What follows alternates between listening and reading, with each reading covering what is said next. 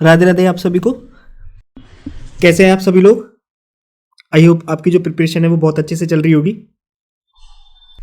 अब चलिए, अब हम विटनेसेस के बारे में जानेंगे। किसके बारे में? विटनेसेस के बारे में। ठीक है, मैं आपको बता देता हूं। सेक्शन 118, जो सेक्शन 118 है वो कहीं ना कहीं विटनेसेस से ही डील करता है। ठीक है, chapter 9 of Indian evidence act, chapter 9 of Indian evidence act witnesses से ही डील करता है। ठीक है, तो मोटा मोटी सेक्शन 118 से लेकर सेक्शन 134 तक ये सारे के सारे जो सेक्शंस है ये सब विटनेसेस से ही डील करते हैं। ठीक है, तो चलिए सबसे पहले आप मुझे ये बताइए कि what do you mean by term witness? Witness का मतलब क्या है जी? क्या मतलब है विटनेस का? See, the witness is a person who is knowing many things, और we can say a witness is a person who can say almost everything. Almost everything जैसे कि what is the relation between accused and deceased? Accused और deceased के बीच में क्या रिश्ता है? Why accused kill the disease? Accused ने डिसीज को क्यों मारा? Whether the disease was murdered by accused or someone else? क्या डिसीज को accused ने ही मारा है या किसी और ने मारा है? Was he actually present at the spot or not? क्या विटनेस एक्चुअली में क्राइम सीन पर मौजूद था भी या नहीं? Facts that took place prior to the offense? Offence से पहले क्या क्या फैक्ट्स ऑकर हुए? Facts that are committed in same transaction, यानी मर्डर के दौरान जो भी फैक्ट्स कमिट हुए। इसके बाद facts that took place after the offence, murder के बाद क्या क्या फैक्ट्स ऑकर हुए? Subsequent conduct. Alright, so he is a person who is aware of almost everything. ठीक है, now this is your job, how to extract this information from his mouth. ठीक है, देखो विटनेस वो पर्सन है जो crime scene पर मौजूद था, जो एक्चुअली में उस क्राइम सीन पर मौजूद था और उसने अपनी आंखों से उस ऑफेंस को कमिट होते हुए देखा था। राइट, विटनेस का मतलब यही तो हुआ। वही विटनेस मींस गवाह। गवाह किस चीज का? किस चीज का गवाह? किसी इंसिडेंट का। और वो इंसिडेंट क्या है? कोई क्राइम है।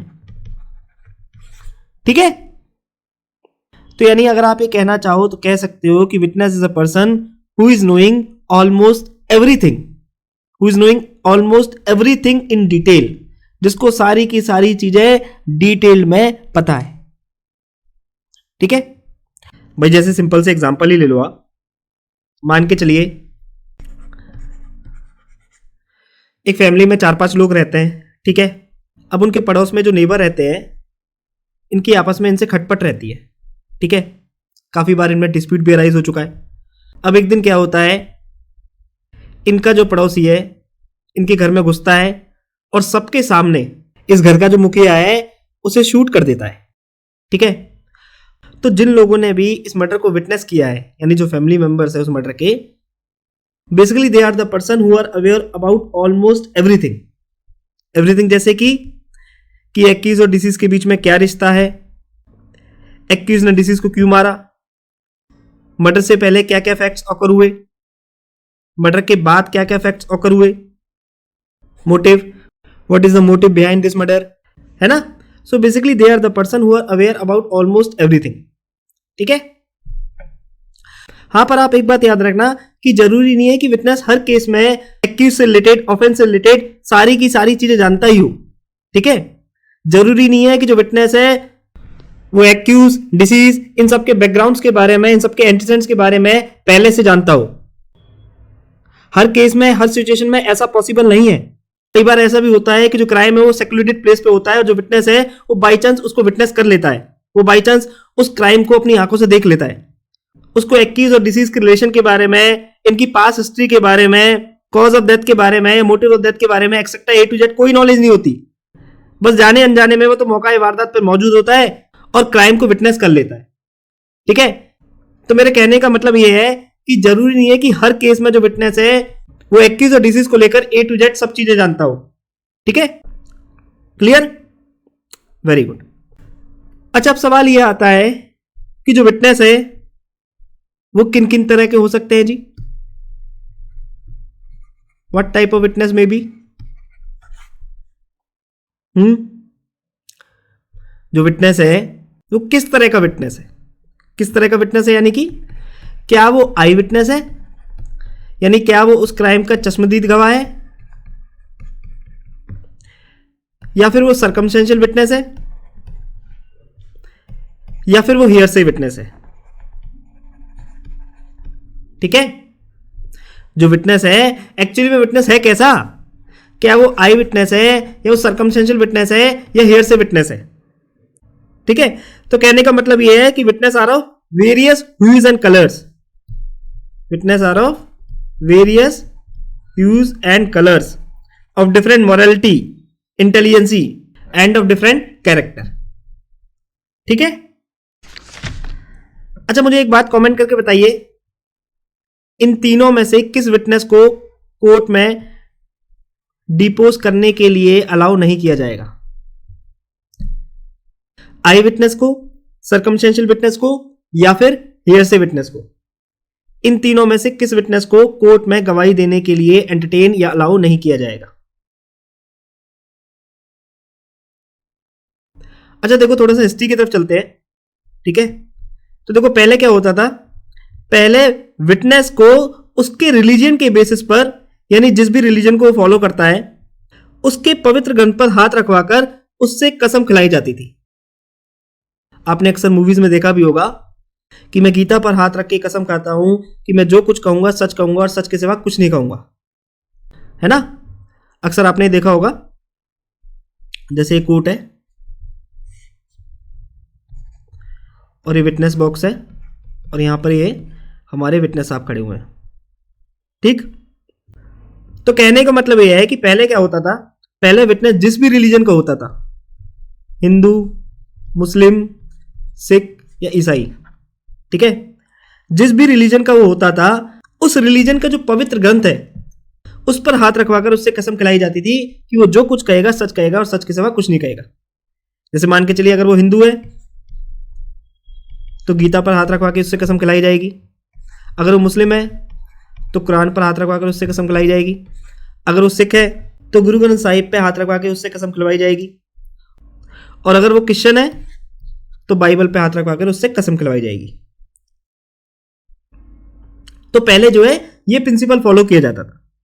ठीक है, और पहले ये प्रिंसिपल फॉलो क्यों किया जाता था? इसके पीछे लॉजिक क्या था जी? क्योंकि देखो, पहले लोगों का अपने धर्म की तरफ बहुत ज्यादा लगाव था।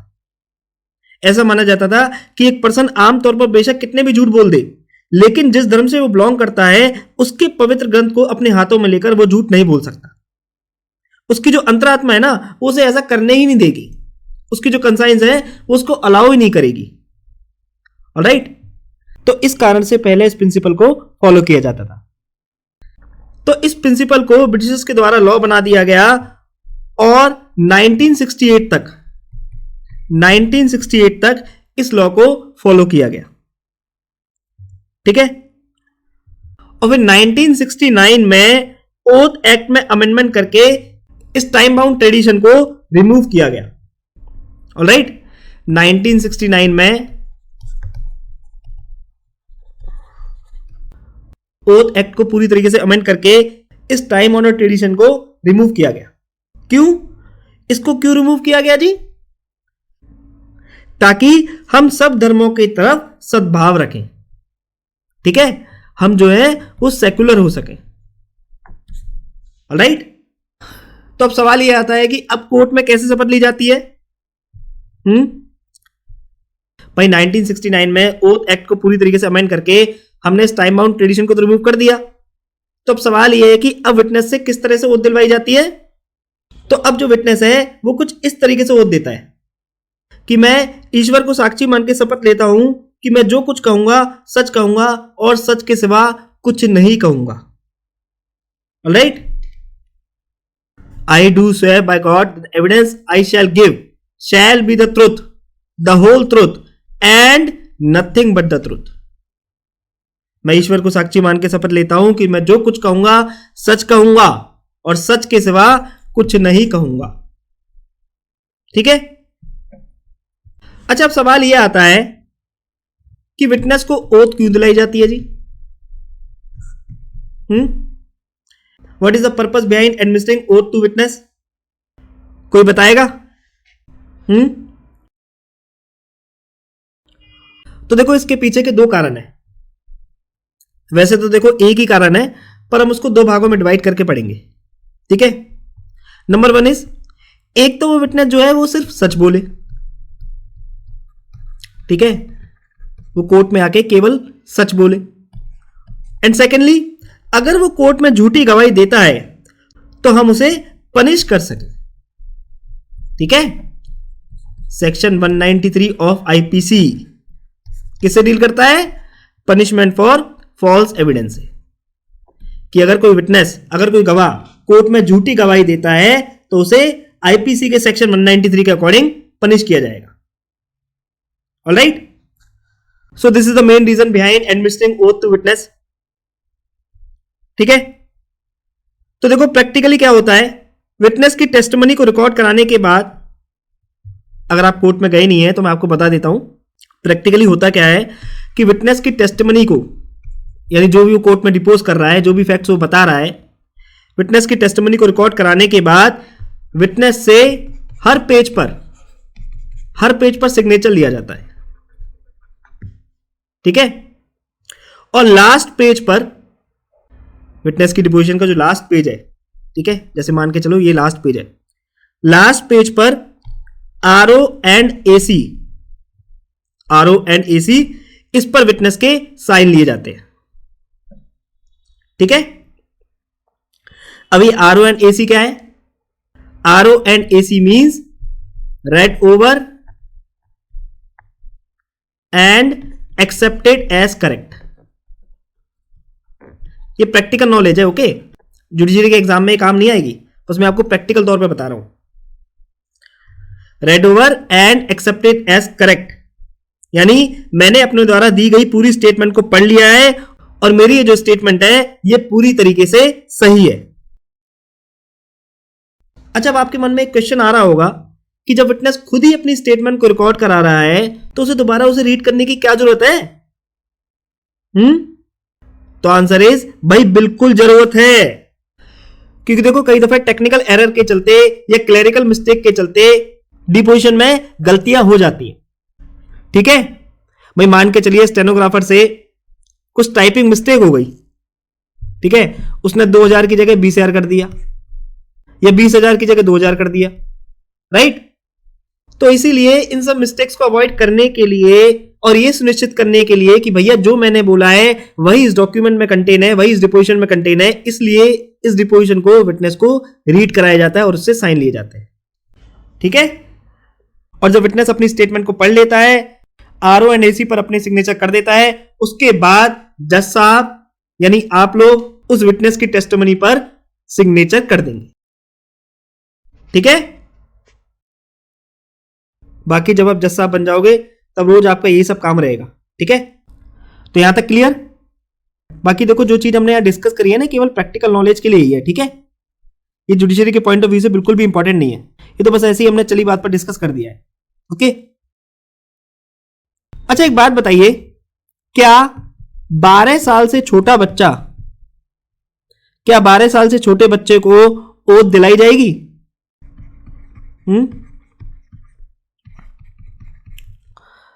सपोज करके चलिए एक 10 साल का बच्चा जिसने अपनी आंखों से अपनी मां का मर्डर होते हुए देखा है, अब जब वो कोर्ट में गवाही देने आएगा तो क्या हम इस बच्चे को या क्या कोर्ट इस बच्चे को ओथ दिलाएगी? क्या लगता है आपको? तो देखो आप याद रखना, 12 साल से छोटे बच्चे को ओथ नहीं दिलाई जाती। कब नहीं दिलाई जाती? जब कोर्ट को लगता है कि वो जो बच्चा है वो अपनी सच बोलने की जिम्मेदारी को तो बखूबी समझता है, लेकिन वो ओथ का मतलब नहीं समझता। उसे ये नहीं पता कि ओथ का मतलब क्या होता है या ओथ के प्रॉस और कॉन्सिक्वेंसेस क्या है। ठीक है, तो ऐसे केसेस में चाइल्ड विटनेस को यानी 12 साल से छोटे बच्चे को ओथ नहीं दिलाई जाएगी। ऑलराइट, तो ऐसे केसेस में क्या होगा? तो देखो, ऐसे केसेस में इस चाइल्ड विटनेस से यानी 12 साल से छोटे बच्चे से केवल प्रॉमिस लिया जाता है। ठीक है, उससे हम केवल प्रॉमिस लेते हैं कि बच्चे आप जो भी बोलना सिर्फ सच बोलना। इस तरह का प्रॉमिस कोर्ट उस बच्चे से लेती है। हां, पर आप एक बात याद रखना कि इसका मतलब ये कतई नहीं है कि उसके एविडेंस को कोर्ट में एडमिसिबल ही नहीं किया जाएगा। जस्ट बिकॉज चाइल्ड विटनेस ने ओथ नहीं ली, इसका मतलब ये नहीं है कि आप उसके एविडेंस को इनएडमिसिबल कर दोगे। नो, ऐसा नहीं है। एब्सेंस ऑफ एन ओथ और affirmation shall not render inadmissible any evidence given by such witness nor affect the obligation of the witness to state the truth. Absence of oath और affirmation, oath या affirmation का ना दिलाना child witness के evidence को inadmissible नहीं करता और ना ही उस विटनेस की सच बोलने की जो ड्यूटी है उसको इफेक्ट करता है। क्लियर? अच्छा, इसके पीछे का लॉजिक क्या है?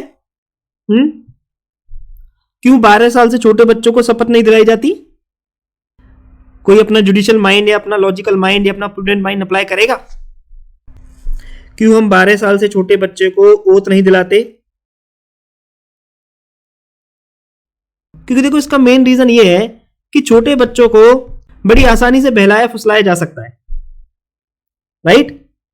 आप उनके पसंद की चॉकलेट्स, आइसक्रीम, कोल्ड ड्रिंक दिला दो, फिर देखो वो कैसे आपके इशारों पर नाचते हैं। जैसा आप कहोगे वैसे वो बोलने लगेंगे, है ना?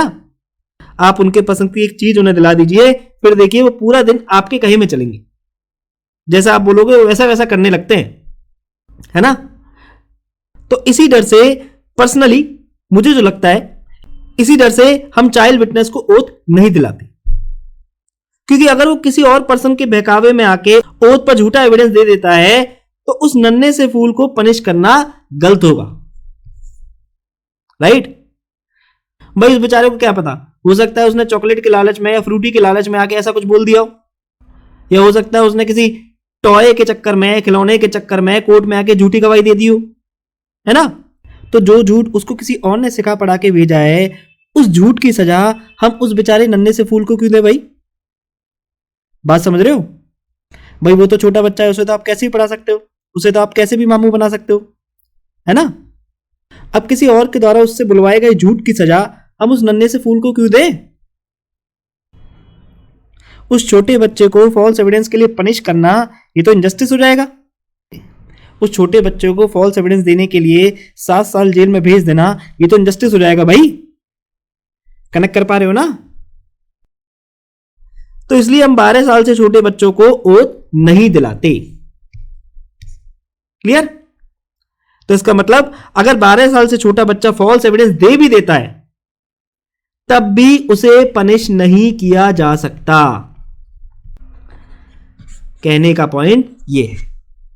यानी अगर 12 साल से छोटा बच्चा कोर्ट में आके झूठी गवाही दे भी देता है, वैसे तो वो नहीं देगा, बच्चे मन के सच्चे होते हैं, वो सच ही बोलते हैं, बट ऑन द कॉन्ट्रेरी बच्चों को बड़ी आसानी से बहलाया फुसलाया जा सकता है।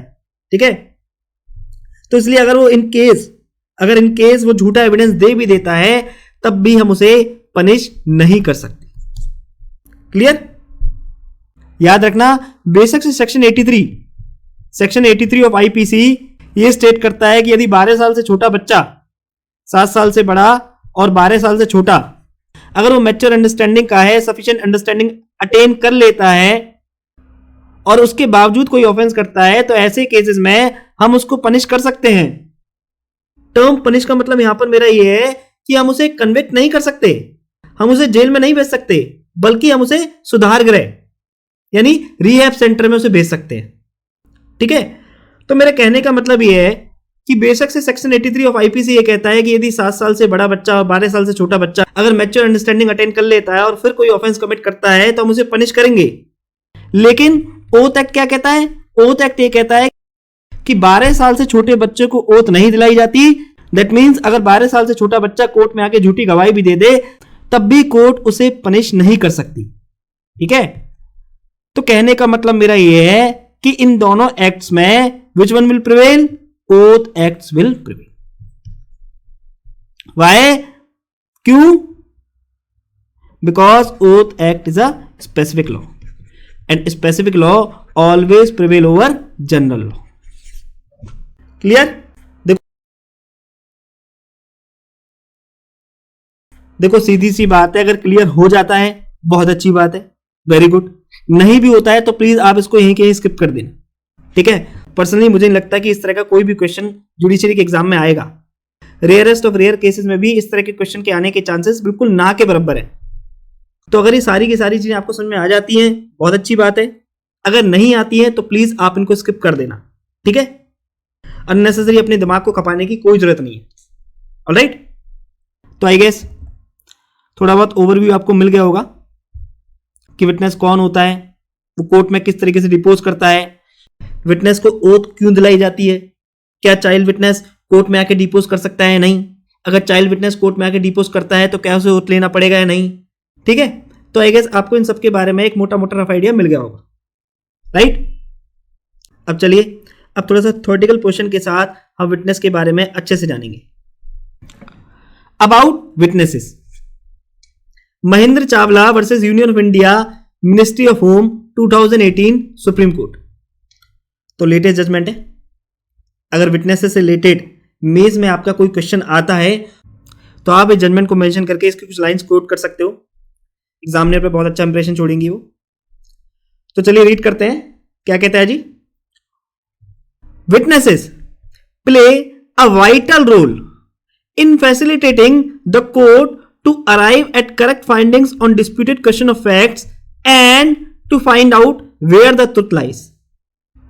तो क्या कहा?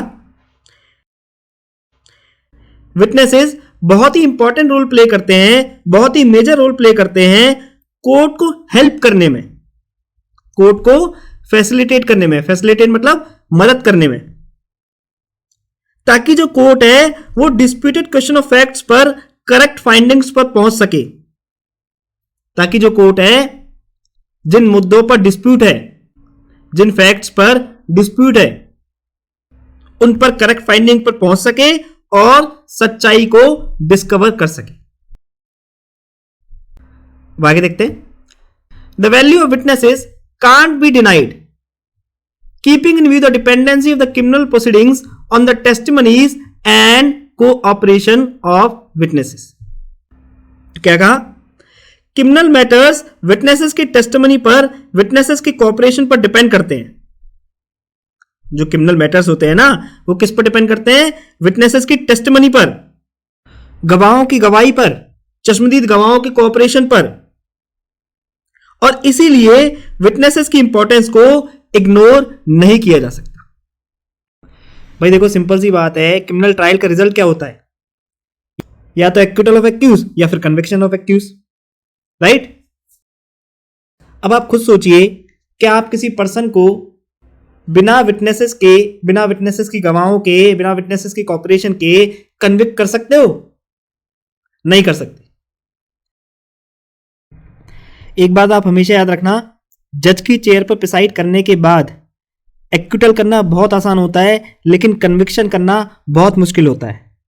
ठीक है, मैं जनरल पॉइंट ऑफ व्यू बता रहा हूं आपको कि जब आप जज की चेयर पर बैठ जाओगे ना, तब आपको किसी भी एक्यूज को अगर कन्विक्ट करना पड़े तो आपको बहुत ज्यादा दिमाग लगाना पड़ेगा। ठीक, जब तक आप पूरी तरीके से सेटिस्फाइड नहीं हो जाते तब तक आप उसे कन्विक्ट नहीं करोगे। लेकिन ऑन द कॉन्ट्ररी, अगर आपको उसे एक्विटल करना पड़े तो आप ज्यादा दिमाग नहीं लगाओगे।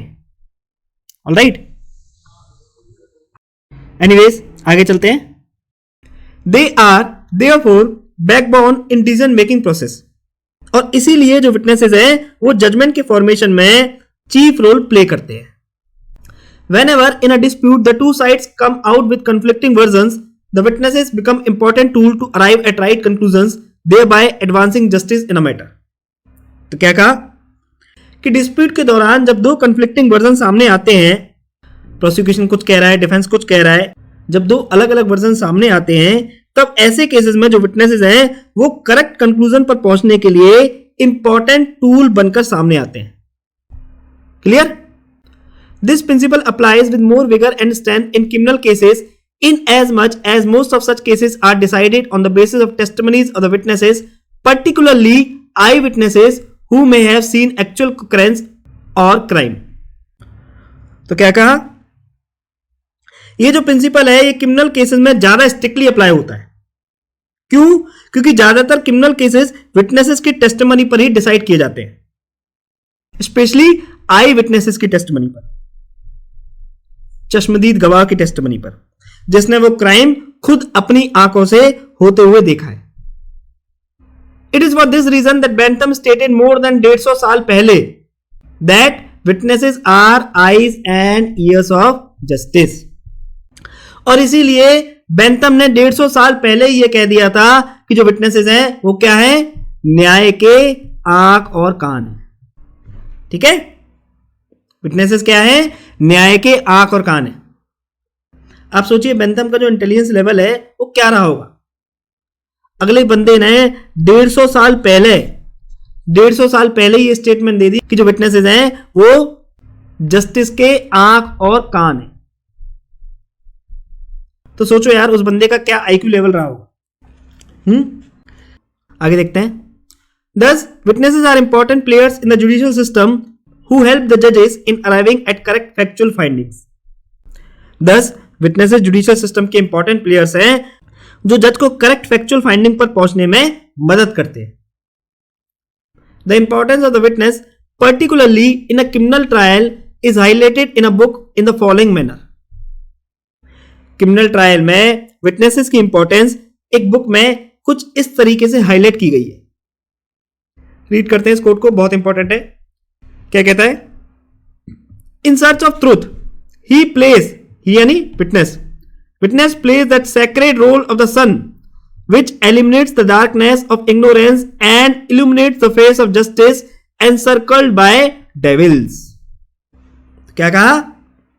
कि सत्य की खोज में विटनेस पवित्र सूरज की भूमिका अदा करता है. सत्य की खोज में विटनेस पवित्र सूरज की भूमिका अदा करता है जो अज्ञानता के अंधकार को मिटाता है और जस्टिस को प्रकाशित करता है. किस जस्टिस को? जिस जस्टिस को शैतानों के द्वारा घेर लिया गया है.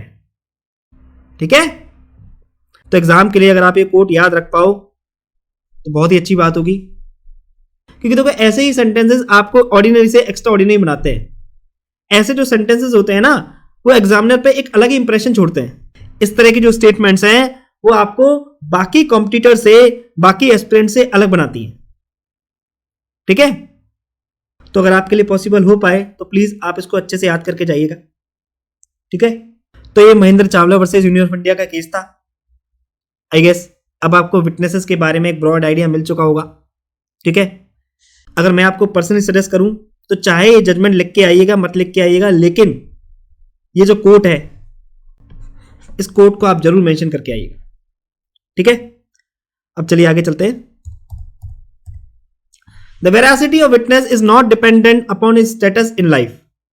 हजारी लाल वर्सेस स्टेट 1980 सुप्रीम कोर्ट. क्या मतलब है जी इसका? कि veracity of witness not dependent upon his status in life. कोई बताएगा? यानी विटनेस की वेरासिटी उसके स्टेटस पर डिपेंड नहीं करती.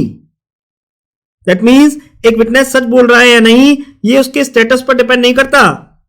स्टेटस मींस क्या मतलब है स्टेटस का? स्टैंडर्ड. ठीक है, what position you are holding in a society. आप सोसाइटी में क्या पोजीशन होल्ड कर रहे हो, how financially sound you are, आप कितने अमीर और कितने गरीब हो, है ना. तो जस्ट बिकॉज एक पर्सन गरीब है, वो मिडिल क्लास फैमिली से बिलोंग करता है या वो बीपीएल के नीचे फॉल करता है, यानी कहने का मतलब है अगर विटनेस का स्टेटस या स्टैंडर्ड बहुत लो है तो इसका मतलब ये नहीं है कि वो जो विटनेस है वो क्रेडिबल नहीं है. नहीं, विटनेस सच बोल रहा है या नहीं इसका उसके स्टेटस से कोई लेना देना नहीं है. समझ में आया? विटनेस सच बोल रहा है या नहीं बोल रहा इस चीज का उसके स्टेटस से कोई भी लेना देना नहीं है. विटनेस का स्टेटस, उसका स्टैंडर्ड ऑफ लिविंग, उसकी पोजीशन, उसकी financial capacity, these all are immaterial in order to determine the veracity of witness. In order to determine कि वो जो विटनेस है वो सच बोल रहा है या नहीं. क्यों? क्योंकि भाई सिंपल सा लॉजिक है, जस्ट बिकॉज विटनेस एक कॉमन मैन है, एक आम आदमी है, इसका मतलब ये नहीं है कि वो कोर्ट में आके सिर्फ झूठ ही बोलेगा। And on the other hand, just because एक पर्सन क्रीमी लेयर है, एक्सट्रीम रिच फैमिली से बिलोंग करता है, इसका मतलब ये नहीं है कि वो कोर्ट में आके सिर्फ सच ही बोलेगा। बात समझ रहे हो? जस्ट बिकॉज एक पर्सन बिलो पॉवर्टी लाइन के नीचे फॉल करता है, ठीक है, या मान लीजिए वो एक बेगर है, वो भीख मांग के अपना गुजारा करता है, तो जस्ट बिकॉज वो पर्सन भिखारी है, इसका मतलब ये नहीं है कि वो कोर्ट में आके सिर्फ झूठ ही बोलेगा। And on the contrary, just because एक पर्सन बहुत रिच है, मान लीजिए अनिल अंबानी, विराट कोहली, जस्ट बिकॉज एक पर्सन बहुत रिच है, इसका मतलब ये नहीं है कि वो कोर्ट में आके सिर्फ सच ही डिपोज करेगा। ठीक है, तो इसलिए इन्होंने यहां बताया कि विटनेस की जो वेरासिटी है वो उसके स्टेटस और उसके स्टैंडर्ड पर डिपेंड नहीं करती। विटनेस सच बोल रहा है या नहीं बोल रहा, ये चीज उसके स्टेटस से या उसके स्टैंडर्ड से डिसाइड नहीं की जाएगी। क्लियर? गरीब लोग कोर्ट में आके हमेशा झूठ ही बोलेंगे या अमीर लोग कोर्ट में आके हमेशा सच ही बोलेंगे? ऐसा कोई यूनिवर्सल रूल नहीं है। कनेक्ट कर पा रहे हो ना? बल्कि एक्चुअली में ये ज्यादा देखा जाता है कि जो गरीब लोग होते हैं वो ईमानदार होते हैं, वो सच्चे होते हैं, जबकि जो रिच बेल्ट होती है वो आमतौर पर ज्यादा झूठ बोलती है। ठीक है, प्लीज मैं किसी को यहां टारगेट नहीं कर रहा हूं, आप प्लीज मेरी इस बात से ऑफेंड मत होना। ठीक है, तो क्लियर? वेरी गुड, आगे चलते हैं। अब चलिए आगे चलते हैं, तो रीड करते हैं जी। There may be 3 types of witnesses in a case. एक केस में 3 तरह के विटनेसेस हो सकते हैं, यानी ओरल विटनेस की जो टेस्टमनी है उन्हें 3 कैटेगरीज में डिवाइड किया जा सकता है। Testimony of the oral witnesses can be divided into 3 categories. कौन कौन सी? Wholly reliable, wholly unreliable and neither wholly reliable nor wholly unreliable. तो ओरल विटनेस की टेस्टमनी को किन 3 कैटेगरीज में डिवाइड किया जा सकता है? नंबर 1 इज होली रिलायबल, यानी एक ऐसा विटनेस जिसकी जो टेस्टमनी है वो पूरी तरीके से रिलायबल है, पूरी तरीके से भरोसेमंद है। सेकंड, होली अनरिलायबल, यानी ऐसा विटनेस जिसकी जो ओरल टेस्टमनी है वो पूरी तरीके से अनरिलायबल है, उस पर बिल्कुल भी भरोसा नहीं किया जा सकता। Last is neither wholly reliable nor wholly unreliable, यानी इस विटनेस की ओरल टेस्टमनी कुछ ऐसी है, ना तो वो पूरी तरीके से रिलायबल है, ना ही पूरी तरीके से अनरिलायबल। ठीक है, यानी आधा सच आधा झूठ, इस तरीके की वो स्टेटमेंट कर रहा है। तो चलिए रीड करते हैं। A court of law would not face any problem while dealing with the testimony of witnesses who is truthful. The court can simply say that the said witness is a truthful witness and as such worthy of placing Reliance. यानी एक witness जो court में सभी facts को truly depots कर रहा है, जो क्रेडिबल है, जो भरोसे के लायक है, ऐसे विटनेसेस के एविडेंस से डील करते समय कोर्ट को कोई भी परेशानी नहीं होती। कोर्ट सिंपली ये स्टेट कर देता है कि जो विटनेस है वो एक सच्चा विटनेस है और उसकी टेस्टिमनी पर पूरी तरीके से रिलाय किया जा सकता है। Similarly, there would be no problem for a court of law while dealing with the evidence of a witness who is a liar. The court in such cases may say that the said witness is an untruthful witness and thus not worthy of placing any reliance. Court can straightaway reject his testimony. तो क्या कहा? इसी तरह similarly एक witness जो कि Holi unreliable है, एक विटनेस जो कोर्ट में फॉल्स फैक्ट्स पर डिपोज कर रहा है, जो भरोसे के लायक नहीं है, ऐसे विटनेसेस के एविडेंस से डील करते समय भी कोर्ट को कोई परेशानी नहीं होती। ऐसे केसेस में कोर्ट ये कह सकती है कि जो विटनेस है वो झूठा विटनेस है और उसकी टेस्टिमनी पर रिलाय नहीं किया जा सकता, और कोर्ट स्ट्रेट अवे डायरेक्टली उसकी टेस्टिमनी को रिजेक्ट कर सकती है। ठीक है, this bring us to the third type of witness who is neither wholly reliable nor completely unreliable. The question is how to treat the statements of such type of witnesses. अब बारी आती है जी third kind of witness की, जो ना तो Holi reliable है और ना ही होली अनरिलायबल है। A witness has spoken half truth only, उसने कोर्ट को केवल आधा अधूरा सच ही बताया है। He has suppressed some material information, उसने कुछ मटेरियल इंफॉर्मेशन कोर्ट को रिवील नहीं करी। तो सवाल यह है कि ऐसे विटनेसेस से किस तरीके से डील किया जाएगा, ऐसे विटनेसेस की टेस्टिमनी को कैसे ट्रीट किया जाए। तो चलिए रीड करते हैं। While dealing with the statements of the said witnesses, यानी wholly unreliable and wholly reliable, the courts would scrutinize statements of such witnesses with utmost care and caution. तो क्या कहा कि ऐसे विटनेसेस की टेस्टिमनी को कोर्ट बहुत कॉशियसली, बहुत ध्यानपूर्वक इंस्पेक्ट करेगी। The statements of the said witnesses cannot be relied upon unless they are corroborated by other testimony on record, either in the form of a statement of a witness or some documentary proof in connection therewith. यानी court तब तक इन witnesses की testimony पर rely नहीं करेगी जब तक इनकी टेस्टिमनी को अदर विटनेसेस की टेस्टिमनी से या अदर डॉक्यूमेंट्री एविडेंसेस से कोरोबरेट नहीं कर लिया जाता। This was held in Islamuddin versus state 1996 Delhi. Okay, the courts as a matter of prudence should normally and ordinarily look for material corroboration of the evidence of such witness from independent sources. Okay, clear? बाकी देखो section 106 जब हम discuss करेंगे तब भी कहीं ना कहीं हम इस पूरे पोर्शन को डिस्कस करेंगे। ठीक है, तो अगर एग्जाम पॉइंट ऑफ व्यू में कभी क्वेश्चन आ जाता है कि कितने तरह के विटनेस होते हैं, यानी जो टेस्टिमनी है ओरल विटनेसेस की, उनको कितने तरीके में डिवाइड किया जा सकता है, तो आपको ये पूरा का पूरा एक्सप्लेन करके आना है। ठीक है, या ऐसा भी हो सकता है कि आपसे डायरेक्ट पूछ लिया जाए कि बताओ जी होली रिलायबल विटनेस क्या होता है, होली अनरिलायबल विटनेस क्या होता है, neither wholly reliable nor wholly unreliable, इसका क्या मतलब है। ठीक है, तो किसी भी फॉर्म में आपसे क्वेश्चन पूछा जा सकता है। ऑलराइट, तो प्लीज आप इसको अच्छे से एक बार देख लीजिएगा। अब आगे चलते हैं। अच्छा, now the question is how will you determine that the witness is lying. Court या आप ये कैसे डिटरमाइन करोगे कि जो विटनेस है वो झूठ बोल रहा है। कोई बताएगा?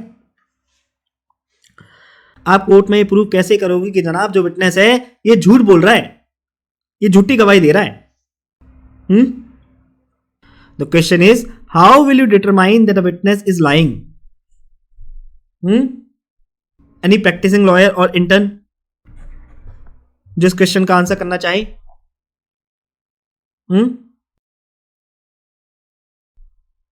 चलिए कोई बात नहीं, आंसर देखते हैं इसका।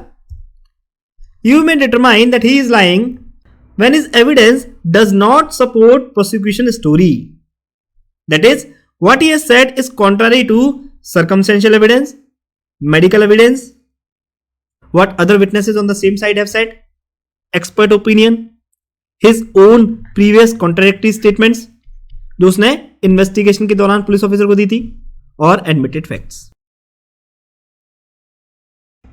ठीक है, यानी जब उसका एविडेंस प्रोसिक्यूशन की स्टोरी को सपोर्ट नहीं करता, यानी विटनेस ने जो कोर्ट में आके डिपोज किया है वो सर्कमस्टेंशियल एविडेंस से कॉन्ट्ररी है, या मेडिकल एविडेंस के अपोज है, या फिर अदर विटनेसेस की टेस्टिमनी से इनकंसिस्टेंट है, या फिर एक्सपर्ट ओपिनियन से कंफ्लिक्टिंग है, या उस विटनेस की खुद की प्रीवियस स्टेटमेंट से ही कॉन्ट्रडिक्टरी है, या फिर एडमिटेड फैक्ट से डिफरेंट है ना। तो जब circumstantial evidence, medical evidence, other witnesses, expert opinion, इनमें से कुछ भी यदि विटनेसेस के टेस्टिमनी के अगेंस्ट जा रहा है तो इसका मतलब वो जो विटनेस है वो झूठ बोल रहा है। ठीक है, क्लियर? तो चाहो तो आप एक एग्जांपल ले सकते हो, जैसे सपोज करके चलिए कि सर्कमस्टेंशियल एविडेंस ये दिखा रहे हैं कि जो मर्डर है वो घर के लॉबी में हुआ है, लेकिन जो विटनेस है वो कह रहा है कि नहीं नहीं जनाब, जो मर्डर है वो घर के लॉबी में नहीं हुआ, वो तो बल्कि बेडरूम में हुआ था। इसी तरह मान के चलिए जो एक्सपर्ट ओपिनियन है वो ये कह रहा है कि जो मर्डर है वो किसी भारी चीज से हिट करने के कारण हुआ है, लेकिन जो आई विटनेस है वो कह रहा है कि जनाब एक्यूज ने डिसीज के चेहरे पर तकिया रख दिया था जिसके कारण उसकी डेथ हुई, है ना।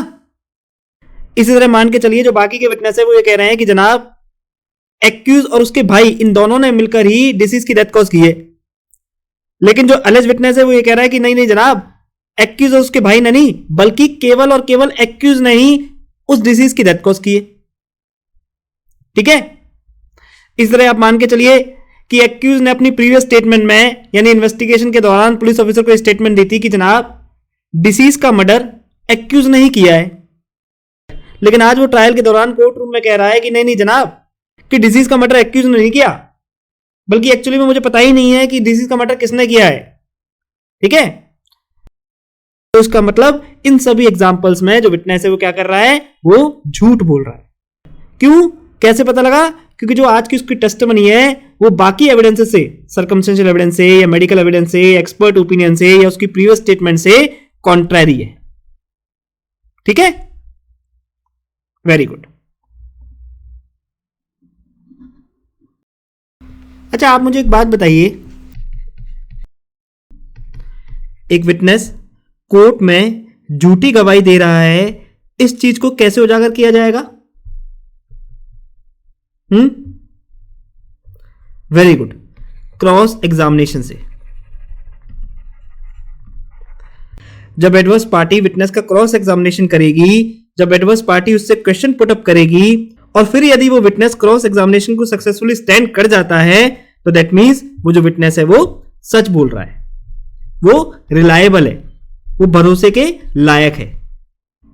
ठीक है, आपकी जानकारी के लिए बता दूं, जब भी कोई पर्सन किसी क्राइम को अपनी आंखों से विटनेस करता है और कोर्ट में गवाही देने के लिए तैयार हो जाता है, यानी प्रोसिक्यूशन विटनेस बनने के लिए तैयार हो जाता है, तो उसे 3 स्टेजेस से गुजरना पड़ता है।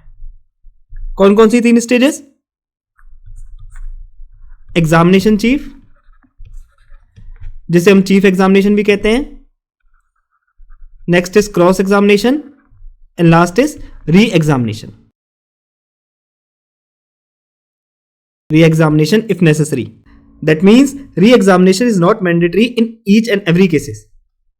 ठीक है, तो चलिए इसके बारे में थोड़ा सा ओवरव्यू ले लेते हैं। एग्जामिनेशन चीफ क्या होता है?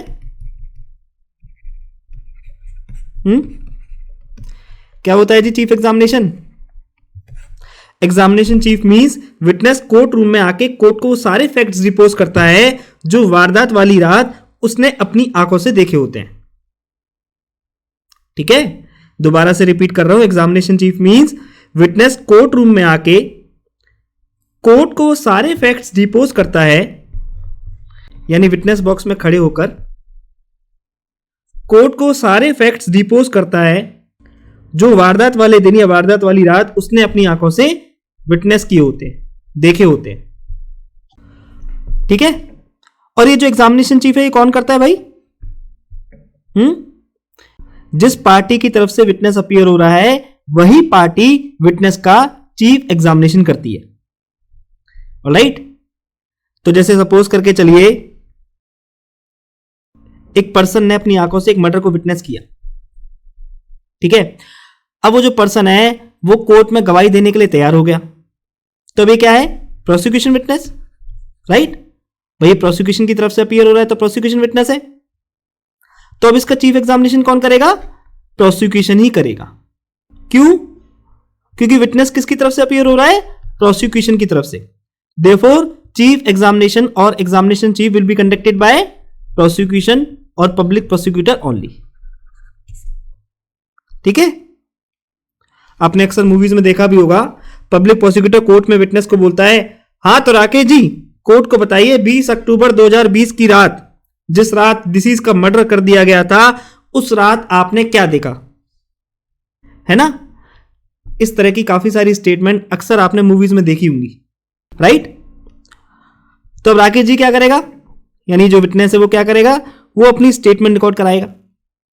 वो कोर्ट को बताएगा कि जनाब मैंने देखा कि एक्यूज ने डिसीज पर बंदूक तान के गोली चला दी, जिसके बाद डिसीज की डेथ हो गई। राइट, अब इसके बाद यानी एग्जामिनेशन चीफ के बाद इस विटनेस का क्या होगा जी? Cross examination. राइट, और ये क्रॉस एग्जामिनेशन कौन करेगा? Very good, adverse party, that means defence council. तो दैट मींस अब डिफेंस काउंसिल इस विटनेस का क्रॉस एग्जामिनेशन करेंगे। तो अब डिफेंस काउंसिल राकेश जी से यानी इस विटनेस से क्रॉस एग्जामिनेशन करेंगे। लाइक वो उससे पूछेंगे कि वारदात वाली शाम तुम कहां थे, तुम मौकाए वारदात पर क्या कर रहे थे, डिसीज को कितनी गोली मारी गई, डिसीज को कितनी दूरी से गोली मारी गई, डिसीज को गोली किस बॉडी पार्ट पर लगी, क्या गोली लगते ही डिसीज की ऑन द स्पॉट डेथ हो गई या फिर उसकी जो डेथ है वो कुछ देर बाद हुई। अगर डिसीज की डेथ कुछ देर बाद हुई तो उसके आखिरी शब्द क्या थे।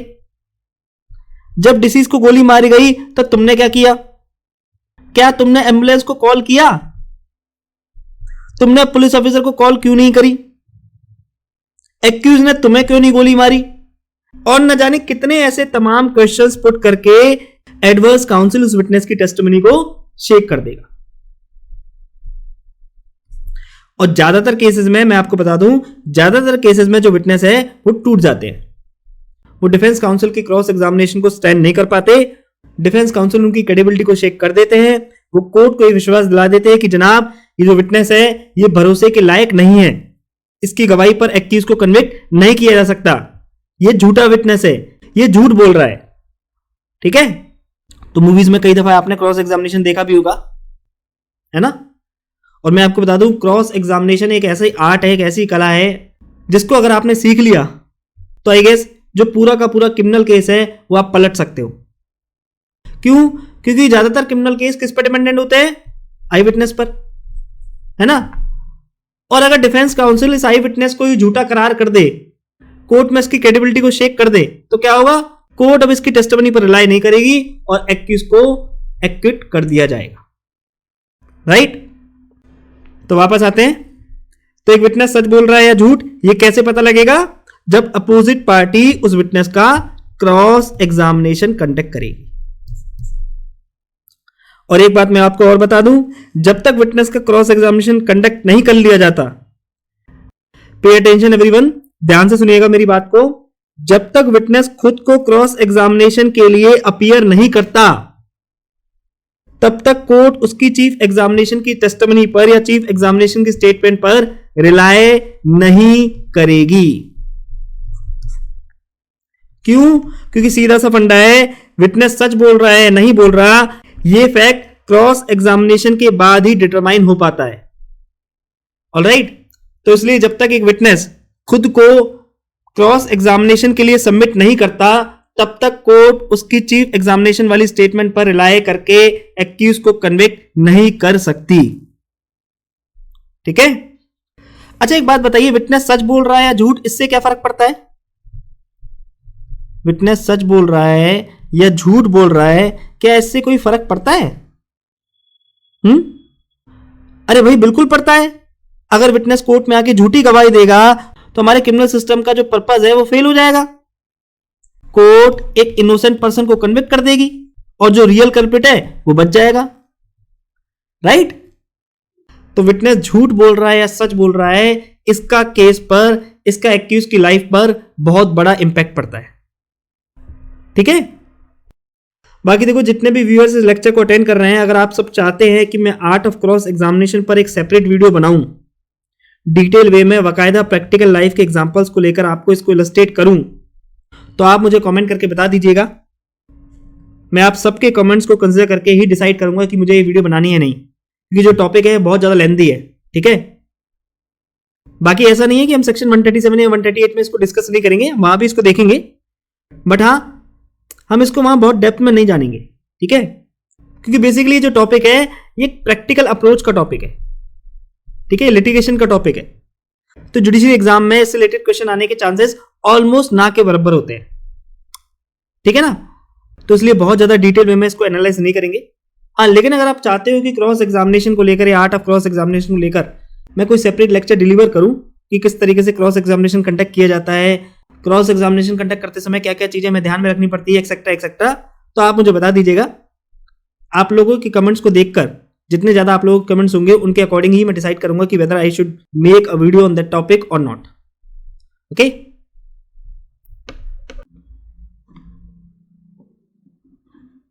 अब आगे चलते हैं। अच्छा एक बात बताइए, ऑल पर्सन्स आर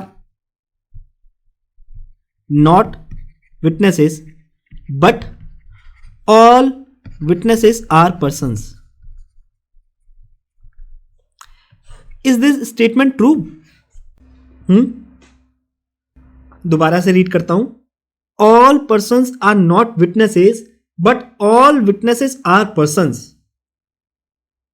सभी पर्सन्स विटनेसेस नहीं है, लेकिन सभी विटनेसेस वो पर्सन्स है।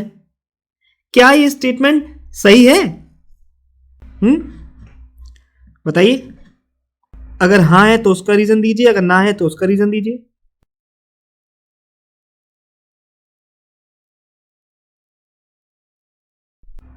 तो देखो जी, answer is yes, this statement is correct. क्योंकि मान के चलिए किसी मर्डर को एक पूरे परिवार ने देखा, ठीक है, लेट सपोज एक मर्डर को पूरी की पूरी फैमिली मेंबर्स ने विटनेस किया, वहां बैठे सब लोगों ने इस मर्डर को अपनी आंखों से विटनेस होते हुए देखा। लेकिन अब इस परिवार में कुछ लोग ऐसे हैं जो कि पागल है, मेंटली डिस्टर्ब है, एबनॉर्मल है, अनसाउंड है। प्लस इसी परिवार में कुछ लोग ऐसे हैं जो कि बहुत छोटे बच्चे हैं, 2-3 साल के ही हैं। प्लस इसी परिवार में कुछ लोग इतने ज्यादा हाईली इंटॉक्सिकेटेड है कि उन्हें अपना ही होश नहीं है। वो इतनी ज्यादा चढ़ा के बैठे हैं कि उन्हें खुद ही होश नहीं है कि चल क्या रहा है, हो क्या रहा है, उन्हें कुछ पता ही नहीं है। प्लस इसी परिवार में कुछ लोग ऐसे भी हैं जो कि इतने ज्यादा उम्र दराज हैं, इतने ज्यादा बूढ़े हो चुके हैं कि एक्चुअली में उनके आसपास क्या कुछ चल रहा है उनको कुछ ज्ञात ही नहीं है। उनका अपने सेंसेस से पूरी तरीके से कंट्रोल निकल गया है, उन्हें कुछ पता ही नहीं रहता आसपास क्या हो रहा है, क्या नहीं हो रहा। समझ रहे हो? ठीक है। यानी जिस परिवार के लोगों ने इस मर्डर को देखा, उस परिवार में से कुछ लोग मेंटली डिस्टर्ब हैं, कुछ 2-3 साल के बच्चे हैं, कुछ बहुत ज्यादा हाईली इंटॉक्सिकेटेड हुए पड़े हैं, और कुछ बहुत ज्यादा उम्र दराज लोग हैं। ठीक है, तो दैट मीन्स ये सारे के सारे पर्सन्स तो हैं।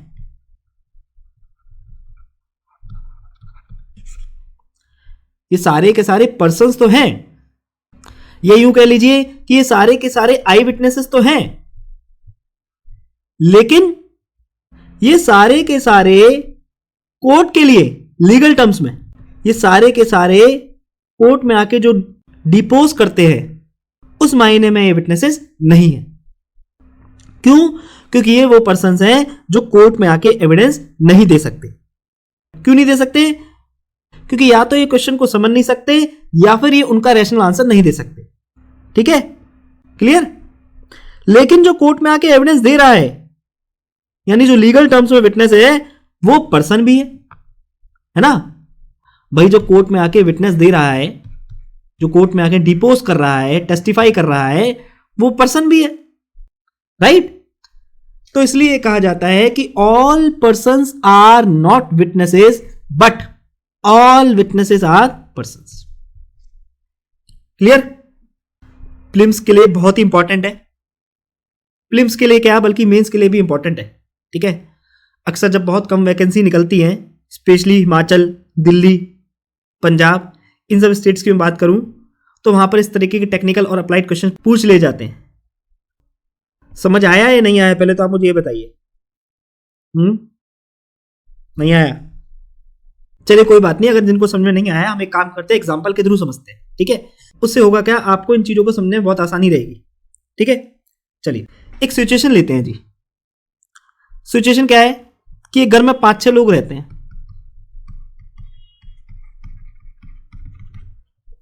Let's say husband, wife, husband का ब्रदर, और वी कैन से देवर, सन 1 जो कि लुनेटिक है,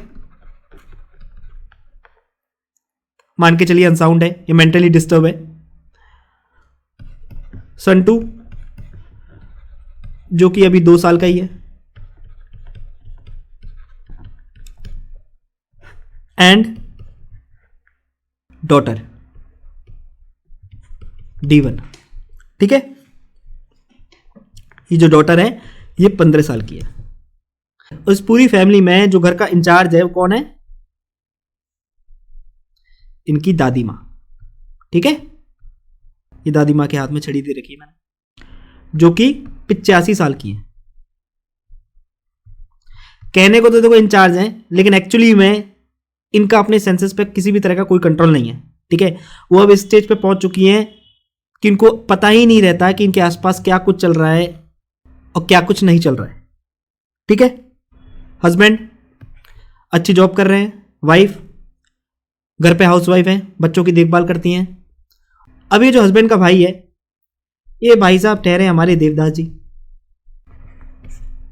इन्हें कुछ होश ही नहीं रहता, ये अपनी पारों की याद में ही देवदास बने हुए हैं। सारे टाइम हाथ में बोतल लिए झूमते रहते हैं, अपनी पारों की याद में उनका नाम चिल्लाते हुए सारे टाइम टुन्न रहते हैं, ठीक है। तो ये फैमिली आपको समझ में आ गई? Very good. अब देखो, इस फैमिली का अपने पड़ोसी से बहुत अच्छे रिलेशन नहीं थे, दोनों पड़ोसियों में डिस्प्यूट्स लगे ही रहते थे, ठीक है। कभी किसी चीज को लेकर, कभी किसी चीज को लेकर दोनों जो पड़ोसी है वो आपस में झगड़ते ही रहते थे, ठीक है। अब देखो, एक दिन क्या होता है, हस्बैंड के घर के सभी लोग रोज की तरह आंगन में बैठे हुए होते हैं। वाइफ जो है वो खाना बना रही होती है, हस्बैंड अखबार पढ़ रहे होते हैं, देवदास जो है वो अपने नशे में धुत रहता है, डॉटर पढ़ाई कर रही होती है, लुनेटिक सन जो 12 साल का है वो खाना खा रहा होता है, जो 2 साल का बेटा है वो अपने खिलौने से खेल रहा होता है, और जो दादी माँ है वो खटिए पे पड़ी होती है, सो नहीं रही है, बस खटिए पे आराम से धूप सेक रही है। अब तभी अचानक इनका पड़ोसी आता है और हस्बैंड को शूट करके चला जाता है। अब ये जो हस्बैंड है, इसकी ऑन द स्पॉट डेथ हो जाती है, ठीक। अब मेरा सवाल आपसे ये है कि घर के सभी सदस्य जिन्होंने इस क्राइम को विटनेस किया है, भाई सारे के सारे आंगन में बैठ के अपना कुछ ना कुछ काम कर रहे हैं, अपना रोजमर्रा का काम कर रहे हैं। तो घर के सभी सदस्य जिन्होंने इस क्राइम को विटनेस किया है, क्या ये सभी कोर्ट में जाके टेस्टिफाई कर सकते हैं? क्या ये सभी कोर्ट में जाके डिपोज कर सकते हैं, गवाही दे सकते हैं? बताइए, क्या लगता है आपको? लुनेटिक पर्सन, 2 साल का बच्चा, 15 साल की डॉटर, देवदास जो नशे में धुत है, वाइफ और 85 साल की बूढ़ी अम्मा जिन्हें कुछ पता ही नहीं है कि उनके आसपास क्या कुछ हो रहा है। तो हस्बैंड को छोड़कर क्या बाकी के सारे लोग कोर्ट में जाकर इस मर्डर के रिस्पेक्ट में गवाही दे सकते हैं?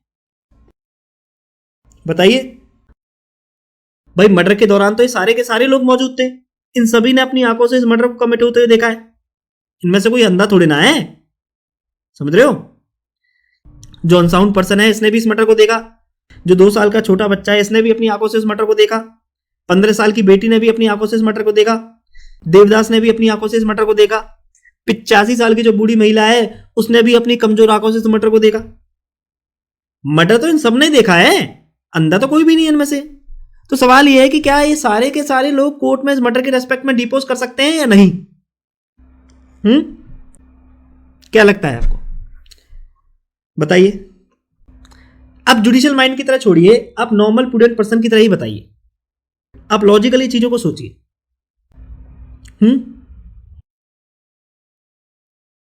तो चलिए हम इसको डिस्कस करते हैं। तो देखो, विटनेस तो कोई भी हो सकता है, विटनेस का मेरा मतलब यहां पर आई विटनेस से है, ठीक है। विटनेस का मेरा मतलब यहां पर उस पर्सन से नहीं है जो कोर्ट में जाके डिपोज कर रहा है, ठीक है। समझना, मेरी बात को ध्यान से सुनना। विटनेस का मेरा मतलब यहां पर यह है जिसने अपनी आंखों से किसी क्राइम या किसी ऑफेंस को कमिट होते हुए देखा है, उस विटनेस से नहीं है जो कोर्ट में जाके डिपोज कर रहा है, ठीक। तो विटनेस तो कोई भी हो सकता है, any person can B a witness. भाई मर्डर तो कोई भी विटनेस कर सकता है, फिर चाहे वो बच्चा हो, बूढ़ा हो, पागल हो या दारू के नशे में टुन्न हो, इससे क्या फर्क पड़ता है ना। तो नो डाउट ये सभी मेंबर्स इस मर्डर के विटनेस हैं। नो डाउट ये सारे के सारे पर्संस, अनसाउंड, 2 साल का बच्चा, नशे में धुत देवर, मेंटली वीक बूढ़ी दादी, ये सारे के सारे इस मर्डर के आई विटनेसेस हैं। घर के सभी सदस्यों ने इस मर्डर को होते हुए देखा है। But the crucial question is, court में आके एविडेंस कौन दे सकता है? Who can depots in court? Court में आकर गवाही कौन दे सकता है? तो इसका आंसर कहां मिलेगा हमें? इसका आंसर मिलेगा हमें सेक्शन 118, जो क्या कहता है, आइए रीड कर लेते हैं एक बार। हु मे टेस्टिफाई, यानी कौन पर्सन कोर्ट में आके गवाही दे सकता है, कौन पर्सन कोर्ट में आकर टेस्टिफाई कर सकता है, who may give evidence in court. तो क्या कहता है, all persons shall be competent to testify, सभी की सभी पर्संस टेस्टिफाई करने के लिए कॉम्पिटेंट हैं। कौन से पर्संस, जिनके आगे कोई ऑफेंस कमिट हुआ है, जिन्होंने अपनी आंखों से किसी क्राइम को विटनेस किया है। अनलेस, अनलेस से क्या बोला, the court considers that they are prevented from understanding the question put to him और from giving rational answers to those question. Unless जो क्वेश्चन उस विटनेस से पूछे गए हैं, या तो वो विटनेस उन क्वेश्चंस को समझ नहीं सकता या फिर उन क्वेश्चंस का रेशनल आंसर नहीं दे सकता। किस कारण से, by tender age, extreme old age, disease whether of body और माइंड और of any other cause of the same kind. यानी या तो बहुत छोटी एज के चक्कर में, 3 साल 4 साल 5 साल इस तरीके से, या फिर एक्सट्रीम ओल्ड एज के चक्कर में बूढ़ी दादी 85 साल की हो, या फिर किसी डिसीज के चलते, फिर चाहे वो बॉडी की हो या माइंड की हो, जैसे कि वो 12 साल का लुनेटिक या अनसाउंड बच्चा, या फिर कोई और कॉज जो कि सेम काइंड का है, जैसे कि नशे में धुत देवर। ठीक है, तो प्रेजेंट केस में आप मुझे बताइए, क्या वो 2 साल का बच्चा कोर्ट में आके टेस्टिफाई कर सकता है? हमने मान लिया कि वो आई विटनेसेस है, उसने खुद मर्डर को अपनी आंखों से देखा है, पर क्या वो कोर्ट में आकर डिपोज कर सकता है? क्या वो कोर्ट में आकर एविडेंस दे सकता है, टेस्टिफाई कर सकता है? Answer is no. क्यों? Because he is prevented from his tender years of age to understand the question and to give rational answer to them. बेशक से उसने अपनी आंखों से मर्डर को देखा है, उसने खुद अपने फादर का मर्डर होते हुए देखा है, but he can not come and depots in the court. Why? Because of his tender years he won't be able to understand the questions put to him or he won't be able to give rational answers to those questions। Question समझना तो छोड़िए, उसे तो यह भी नहीं पता होगा कि एक्चुअली में ये सब क्या हुआ है। भाई 2 साल के बच्चे के आगे मर्डर हो जाए तो क्या वो ये समझ सकता है कि मर्डर क्या चीज है, कैसे हुआ, किसने किसको मारा, एक्सेट्रा एक्सेट्रा? उसे तो खुद अपना नहीं पता होता। वो तो खुद जब मन चाहे सुसु कर देता है, जब मन चाहे रोना शुरू कर देता है। बात समझ रहे हो? तो भाई जब एक बच्चा अपने टेंडर ईयर्स के कारण क्वेश्चन को समझ ही नहीं सकता, उनका आंसर ही नहीं कर सकता, तो उसका एग्जामिनेशन करके क्या करोगे? It is a waste of court time. Are you getting? तो इसका मतलब एक चीज ये क्लियर हो गई कि एक पर्सन क्राइम का आई विटनेस तो हो सकता है, लेकिन वो कोर्ट रूम में विटनेस के तौर पर एविडेंस देगा या नहीं, that has to be decided after considering him. In short, crime का विटनेस तो कोई भी पर्सन हो सकता है, any person can be a witness, but the thing is क्या वो कोर्ट में आके एविडेंस दे सकता है या नहीं, whether he can testify in court और नॉट। और ये कैसे आइडेंटिफाई किया जाएगा? By the test that if he is able to understand the question put to him और he can give rational answer to those questions, then he will be competent to testify. ठीक है, इसी तरह आप बूढ़ी दादी की ओर चल दीजिए। क्या बूढ़ी दादी कोर्ट में टेस्टिफाई कर सकती है? कर सकती है। कब? अगर वो उन क्वेश्चंस को समझ सकती है जो उनसे पूछे गए हैं, या उनका रैशनल आंसर दे सकती हैं, तो वो बिल्कुल कोर्ट में टेस्टिफाई कर सकती है। लेकिन प्रेजेंट केस में हमने क्या देखा, वो जो बूढ़ी दादी हैं वो इतनी ज्यादा मेंटली वीक है कि उन्हें अपने आसपास का पता ही नहीं रहता, उन्हें पता ही नहीं रहता कि आसपास क्या चल रहा है क्या नहीं चल रहा। ठीक है, कई दफे तो वो खाना खाना भी भूल जाती है। ऑलराइट, तो इसलिए प्रेजेंट केस में वो जो बूढ़ी दादी हैं वो एविडेंस नहीं दे सकती, वो कोर्ट में आके टेस्टिफाई नहीं कर सकती। अब चलिए आप मुझे बताइए, क्या वो जो ड्रंकयार्ड पर्सन है, नशे में धुत देवर, क्या वो कोर्ट में आके एविडेंस दे सकता है? तो इंटॉक्सिकेशन को लेकर आप एक बात याद रखना, that intoxication does not per se render a witness incompetent to testify. Intoxication किसी पर्सन को टेस्टिफाई करने के लिए इनकॉम्पिटेंट नहीं बनाती। It depends upon how intoxicated the person is. ये किस बात पर निर्भर करता है कि वो जो पर्सन है उसने कितनी पी थी। क्या उसने इतनी ज्यादा लिकर कंज्यूम कर रखी थी कि उसे पता ही नहीं कि उसके आसपास क्या हो रहा है? तो इन सभी चीजों को ध्यान में रख के कंसिडर किया जाएगा। Otherwise there is no such law और precedent that intoxication witness can not testify. ठीक है, क्लियर हुआ? आई गेस थोड़ा बहुत तो आपको क्लियर हो ही गया होगा। बाकी देखो जब हम सेक्शन 118 डिस्कस करेंगे ना तभी आपको और अच्छे से क्लियर हो जाएगा। ठीक है, तो प्लीज घबराना नहीं है बिल्कुल भी, आपने थोड़ा सा पेशेंस रखिए।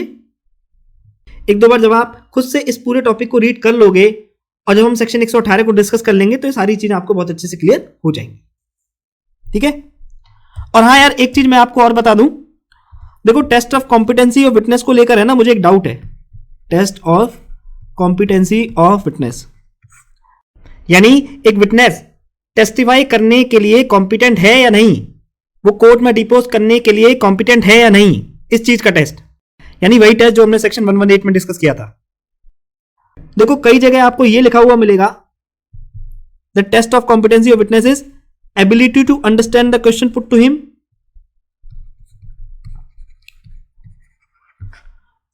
And ability to answer those question, यानी उन क्वेश्चन का आंसर रैशनली।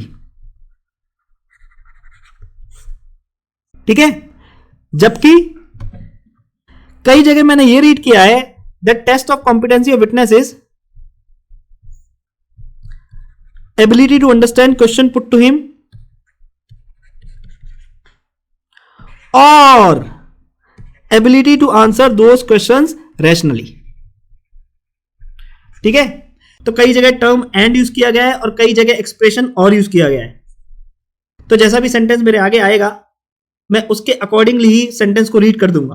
ठीक है, बाकी मेरे को इस पर्टिकुलर चीज को लेकर डाउट है, मैंने खुद भी जब अपने को सीनियर से इसको डिस्कस किया तो कुछ का आंसर एंड था और कुछ का आंसर और था। ठीक है, तो मैं इस चीज को लेकर बिल्कुल भी सर्टेन नहीं हूं। अगर आपको लगता है कि आपको बहुत अच्छे से इसका आंसर मालूम है तो प्लीज आप कमेंट करके जरूर बताइए। ठीक है, अगर आपको लगता है कि आपको इसका आंसर अच्छे से पता है तो प्लीज कमेंट करके जरूर बताइए। मुझे भी बताइए कि इसको हम सही तरीके से कैसे रीड करेंगे, एंड के साथ या और के साथ। अच्छा एक बात बताइए, क्या ब्लाइंड पर्सन, एक अंधा पर्सन कोर्ट में आके टेस्टिफाई कर सकता है? एक पर्सन जो अंधा है क्या वो कोर्ट में आकर डिपोज कर सकता है? मान के चलिए एक ब्लाइंड पर्सन के आगे ए ने बी का मर्डर कर दिया। अब क्या वो ब्लाइंड पर्सन, क्या वो अंधा पर्सन कोर्ट में जाकर डिपोज कर सकता है?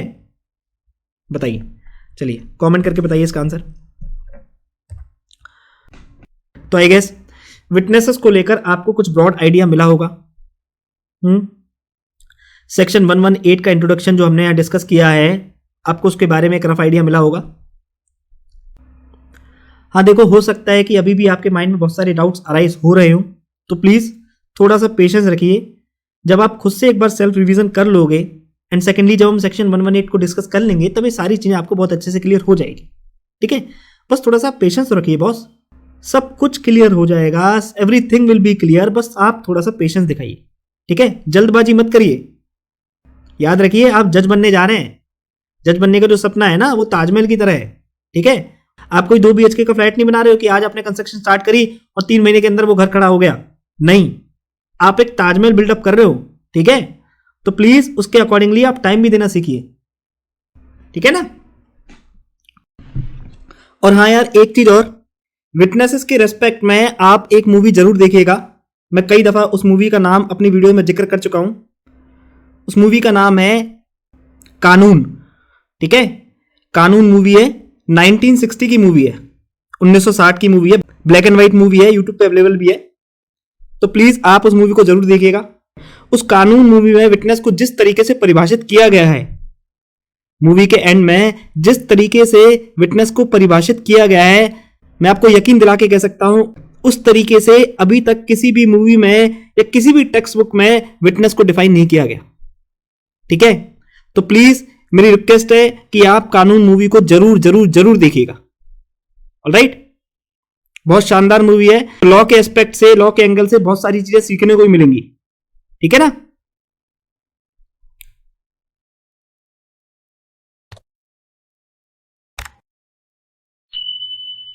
तो ये था हमारा आज का लेक्चर। अगर आपको लेक्चर पसंद आया तो आप लाइक, शेयर और कमेंट जरूर कीजिएगा, और अगर आपको लेक्चर पसंद नहीं आया है तो आपको डिसलाइक करने का भी पूरा राइट है।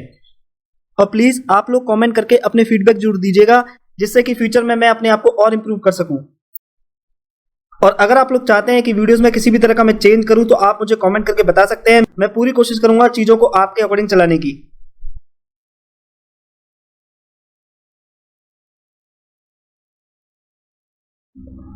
स्पेशल थैंक्स टू माय गुरु नेहा सिंह, जिन्होंने ईयर 2018 में इंडियन एविडेंस एक्ट का अपना ज्ञान मेरे साथ साझा करके मुझे लेक्चर बनाने के काबिल बनाया। अगर आपको इस लेक्चर से कुछ सीखने को मिला है और आप मुझे कंट्रीब्यूट करना चाहते हैं तो आप मुझे कंट्रीब्यूट भी कर सकते हैं। ये है मेरा QR कोड, आप किसी भी ऑनलाइन पेमेंट एप्लीकेशन के थ्रू मुझे पेमेंट कर सकते हैं। और याद रखना, ये कंट्रीब्यूशन जो भी आप करोगे ये केवल सोसाइटी के लिए यूज किया जाएगा, जैसे कि गरीब बच्चों की पढ़ाई के लिए, उनकी शादी के लिए, गौ माता की सेवा के लिए, etcetera. Because I believe this contribution is by the people, of the people and for the people only. इसके अलावा इंस्टाग्राम और फेसबुक पे आप मेरे को फॉलो कर सकते हो, जो लिंक है वो डिस्क्रिप्शन बॉक्स में गिवन है। इंस्टाग्राम पे मैं अक्सर लाइव भी आता हूँ और प्रीवियस ईयर क्वेश्चन भी शेयर करता हूँ। तब तक के लिए स्वस्थ रहिए, व्यस्त रहिए और मस्त रहिए। Take care of your health, physically, mentally and emotionally. जय हिंद, जय भारत।